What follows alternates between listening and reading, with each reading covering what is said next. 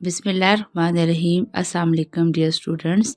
Today we are going to discuss our next topic from new chapter number 14, Atmosphere, which is the part of the environmental chemistry. And the discussing topic is atmosphere and its composition.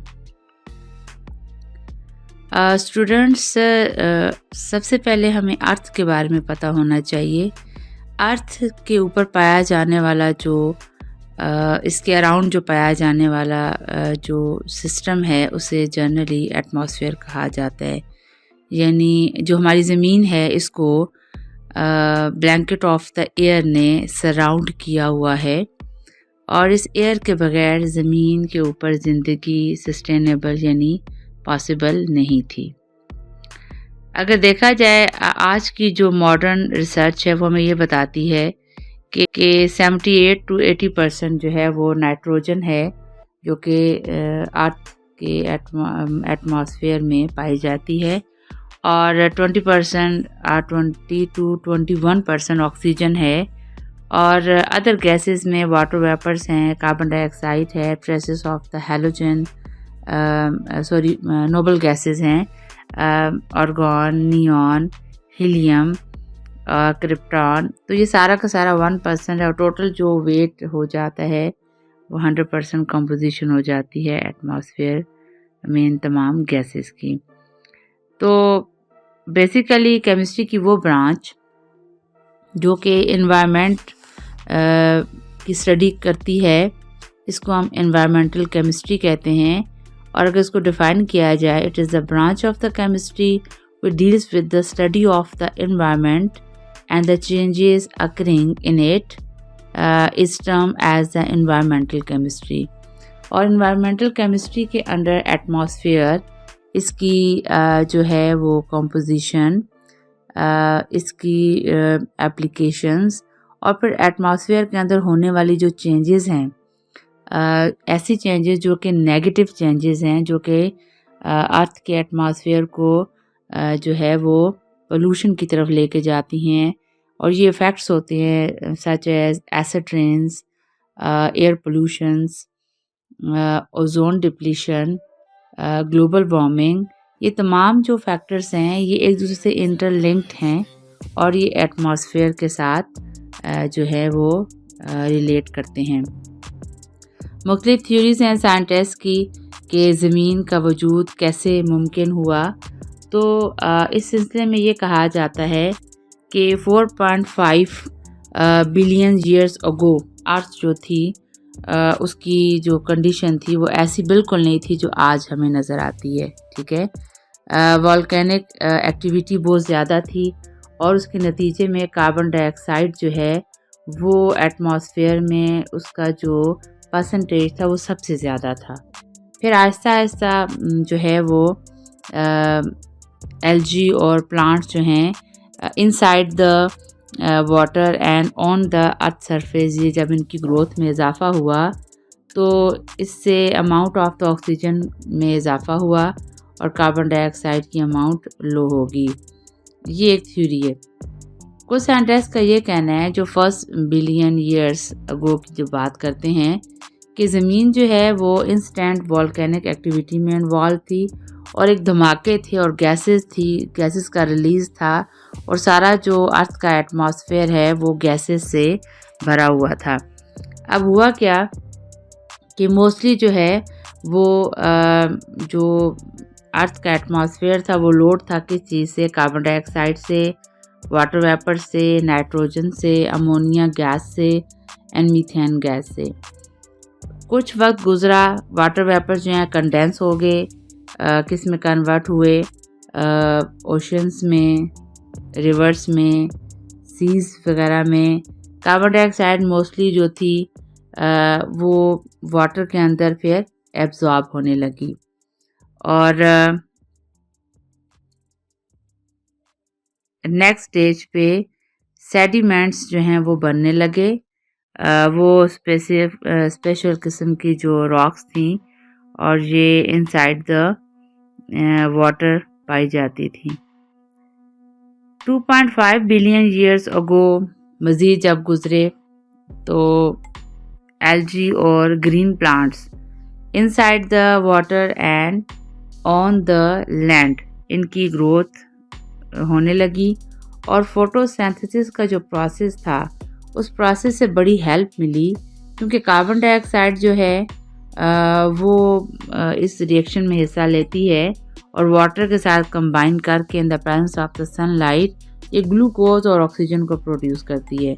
तो वो जो हमने start में कहा था कि excess of the carbon dioxide atmosphere में थी वो फिर फोटोसिंथेसिस प्रोसेस में प्लांट्स की इस एक्टिविटी में इस्तेमाल होने लगी और इसके नतीजे में कार्बन डाइऑक्साइड का परसेंटेज कम होने लगा और ऑक्सीजन जो है वो इजाफा होने लगी क्योंकि प्लांट्स की इस एक्टिविटी यानी फूड फॉर्मेशन प्रोसेस में ऑक्सीजन जो है रिलीज़ हो रही थी, कार्बन डाइऑक्साइड यूज़ हो रही थी, जिसके नतीजे में मज़ीद कॉम्प्लेक्स प्लांट जो हैं वो on the land and inside the water वो प्रोड्यूस हुए।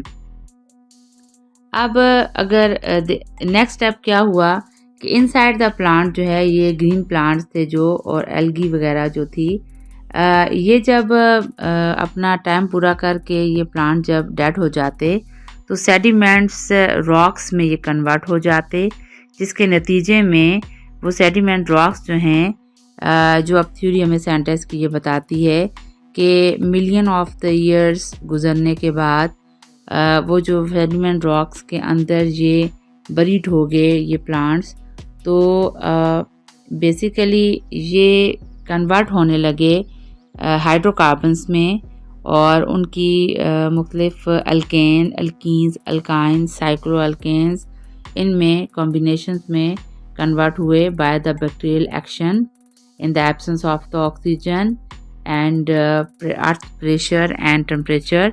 तो नतीजे के तौर पर वो सेडिमेंट्री जो रॉक्स थी उसमें ये चीज़ कन्वर्ट होने लगी ऑयल एंड गैसेस में जिसको फॉसल फ्यूल कहा जाता है। एक और जो है वो थ्योरी ये भी है कि फर्स्ट बिलियन ईयर्स जो था उसमें ये हुआ कि वॉल्केनिक एक्टिविटी बहुत ज़्यादा थी, लॉट्स ऑफ कार्बन डाइऑक्साइड और अदर गैसेस जो हैं वो और साथ में वाटर वेपर्स पाए जाते थे। जो जब वाटर कंडेंस हुआ तो इस थ्योरी के अकॉर्डिंग ओशियंस और वाटर बन गया। वाटर वेपर जब कंडेंस हुए तो लिक्विड वाटर में कन्वर्ट हुए, ओशन और सीज वगैरह बने, रिवर्स बने और कार्बन डाइऑक्साइड जो बहुत ज़्यादा अमाउंट में वोल्केनो इरप्शन से प्रोड्यूस हो रही थी वो पानी के अंदर रेडिली एब्जॉर्ब होने लगी क्योंकि ये एक्चुअली होता है। Carbon dioxide is readily dissolve in the water and it increase the pH of the water और ये उसको एसिडिक कर देती है।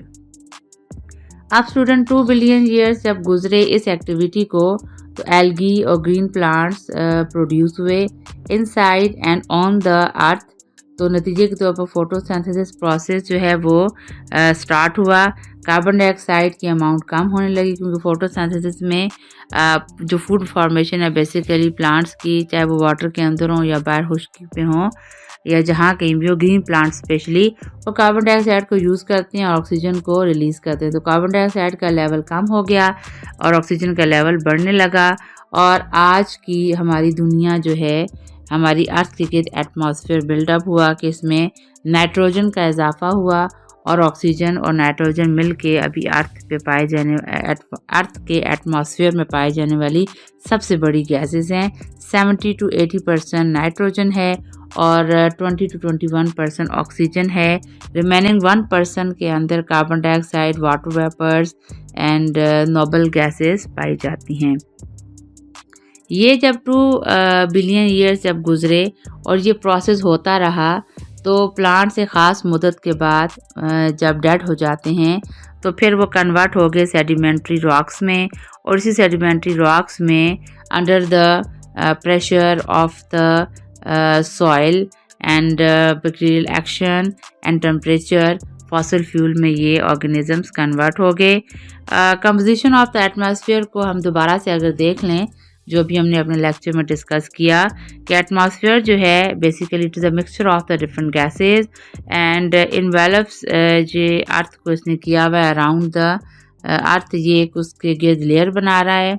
और अगर देखा जाए तो atmosphere is a blanket of the gases हैं जिसने कवर किया हुआ है अर्थ को और attach by the gravitational forces, और it contains the life giving gases like the oxygen for humans and animals and carbon dioxide for the plants, क्योंकि plants animal जो हैं वो इनहेल करते हैं ऑक्सीजन और एक्सहेल करते हैं carbon dioxide.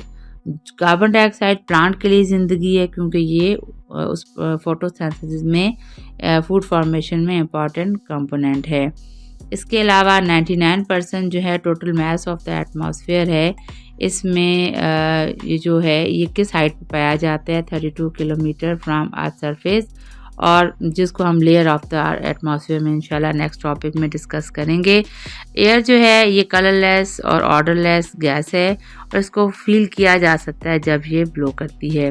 Composition of atmosphere को अगर परसेंटेज वाइज देखा जाए तो इनवेरिएबल गैसेस जो होंगी जिनमें चेंज नहीं हो रही, उसमें नाइट्रोजन 78% है, ऑक्सीजन 22-95% है, आर्गन 0.93% है, कार्बन डाइऑक्साइड 0.036% है, नियॉन जो है वो 0.002% है, हीलियम 0.00005% है, krypton 0.001%, xenon 0.00009% and hydrogen is 0.00005%। Water vapours variables क्यों लिखा गया है कि वाटर वेपर्स की जो है एवेपोरेशन प्रोसेस से इसकी कंसंट्रेशन में इजाफा या कमी होती रहती है। और वाटर साइकिल अगर आपको याद हो, जो हम आगे भी डिस्कस करेंगे कि वाटर साइकिल में एक सिंगल ड्रॉप भी ज़ाया नहीं होता। ये वाटर साइकिल जो है ये between the atmosphere and earth ये रोटेट सर्कुलेट करता रहता है। और इस तरह एटमॉस्फेयर के अंदर कुछ डस्ट पार्टिकल्स पाए जाते हैं, पोलन्स हैं, फाइन सॉइल्स हैं और एशेस वगैरह हैं from factories and automobile exhaust gases. इसको पार्टिकुलेट मैटर कहा जाता है। आई होप आपको समझ आ गई होगी और नेक्स्ट टॉपिक के साथ इंशाल्लाह मुलाकात होगी।